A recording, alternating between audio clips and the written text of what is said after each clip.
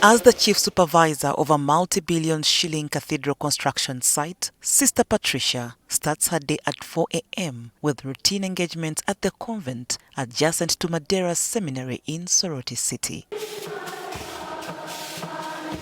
Immediately after Mass at 7 a.m., Sister Patricia heads to the convent to change from her nun's habit into overalls. She then sets off for the 6-kilometer ride to the construction site along the Soroti Road.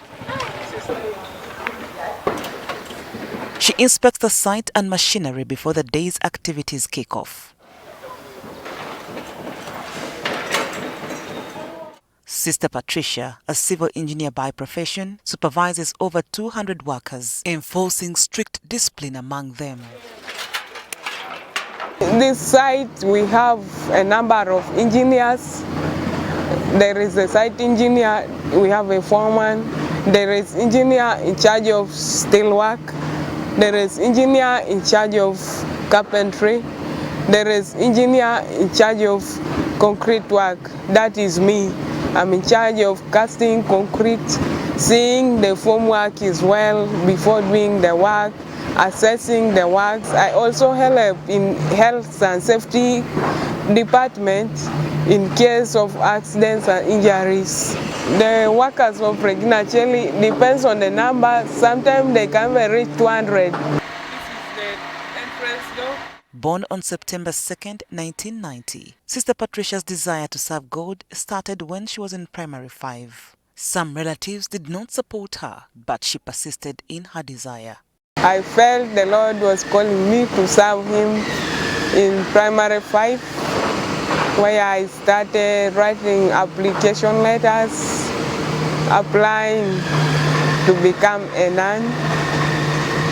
I met the sisters in Kumi Girls, and they told me to first continue to study, and I continued up to primary 7. After primary 7, still I wrote application letter. They told me continue in the secondary school. I entered Wiggins Secondary School. I finished senior 4. Still I wrote application letter, whereby my sisters and my mother advised me first do a course before I joined the convent. I went through the course where I did secretarial studies accounting. I graduated. I started working in Ginger, in Tropical Bank. While I was working at Ginger, I got a call. The sisters were calling me to take the documents. After taking my documents, I went back for work. After a month, it was about time to join the convent. I had to surrender the work in the bank. While I reached home, I faced some challenges. People were discouraging my mother. They never wanted me to leave that job. But all in all, I prayed until God allowed me to enter the convent through my mother. Her hope is to have the cathedral completed in record time, despite some shortfalls. We expect in 2 years to come to complete this house, but sometimes the lack of resources pulls us down. When the resources are not there, the work has to first stop until we first get the finance to continue with the work. Exhaustion and working long hours are some of the hurdles she has to overcome.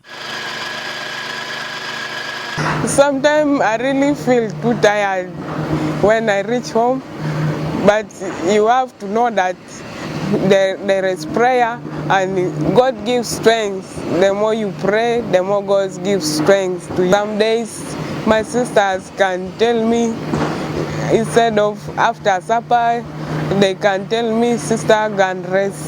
So I have early bed some days after prayers. The project, which is set to be completed in 2 years' time, is expected to seat over 5,000 congregants, making it one of the largest churches in the region.